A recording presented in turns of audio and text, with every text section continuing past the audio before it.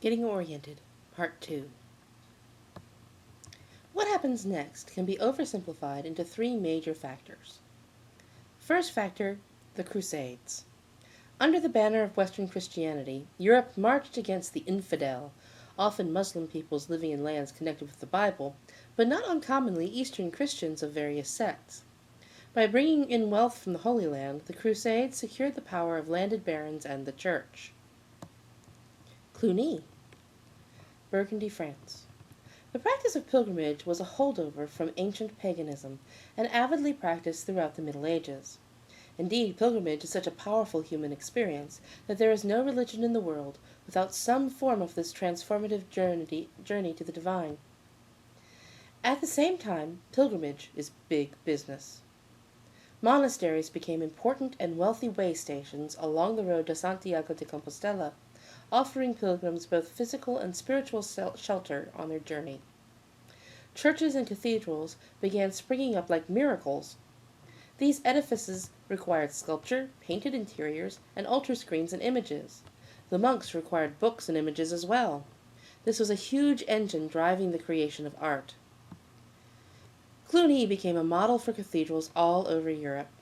It was richly furnished, a truly overwhelmingly heavenly Jerusalem manifest upon the earth. This led to objections of Bernard of Clairvaux and the Cistercians, who preferred simple living and emphasis on light as a metaphor for God, instead of gold and expensive furniture and structures. It also was an influential center of learning, with a huge library, probably the largest in Europe in the 11th century, and a network of subsidiaries, making it highly influential in medieval culture at a variety of levels. Abbot Suger and Saint-Denis. It was Abbot Suger who picked up on this metaphor of light as the illumination of the soul by God, and he equates light, particularly colored light, with God. This was no new idea. It can be traced back to Egypt and Mesopotamia, through Greek architecture and the oculus of the Roman pantheon, ultimately to Suger's idea of the lux nova, new light, the colored light created by stained glass windows.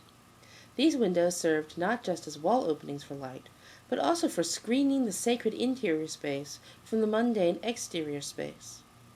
Windows and clerestories became a central focus for the creation of sacred spaces in Christian contexts, leading to the wondrous technologies of vaulting and buttressing that were used to create the great cathedrals.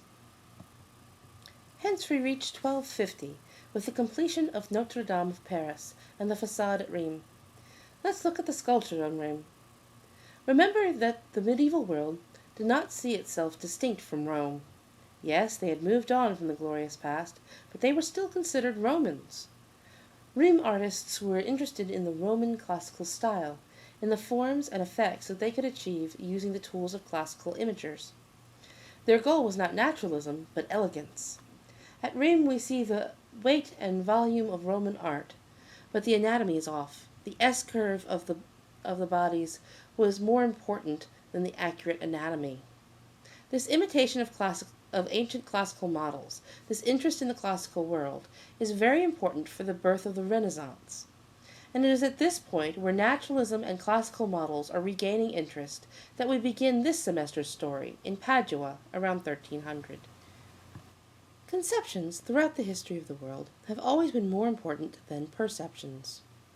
A perception is when light hits your retina, causing a chain of nerves to go to work and take messages to your brain. At that point, your brain must interpret what these nerves are all excited about.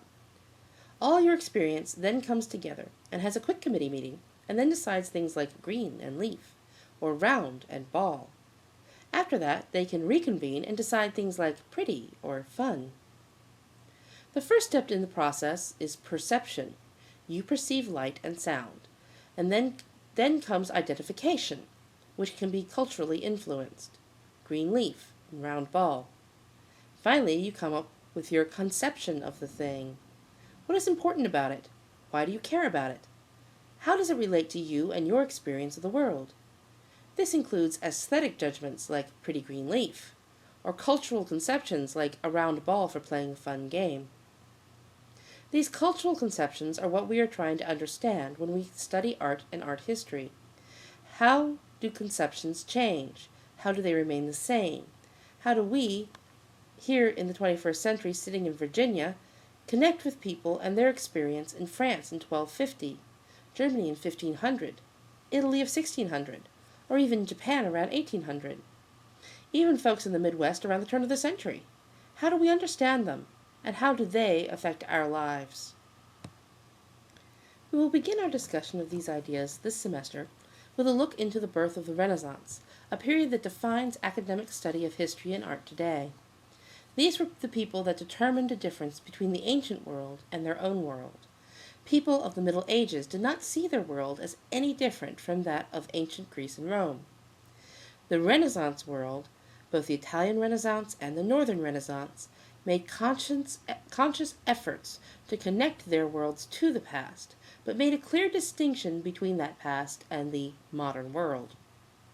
Important changes were taking place in thinking about art and artists, which reflect the changing attitudes of European culture and led ultimately to our own culture.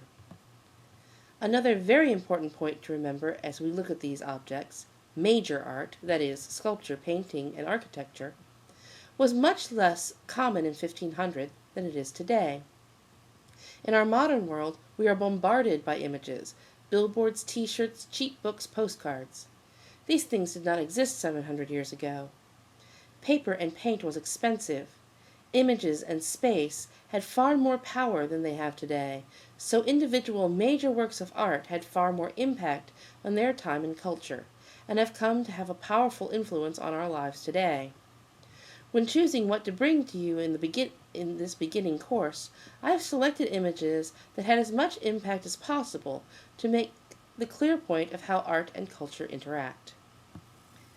We will journey through time from the Renaissance into the world we call modern, and look at the changes in the world from important historical events and their effects on our conceptions of the world. Events like the French Revolution that brought a new sense of political power and civic duty, or the invention of photography that spurred artists to study how our eyes see and how to use that knowledge to create art that focused more on emotion than reproduction of visual objects. We will look at the coming of modern architecture and the aesthetics and ideas that created today's sleek lines and modern look, watching it develop from medieval cathedrals into great skyscrapers.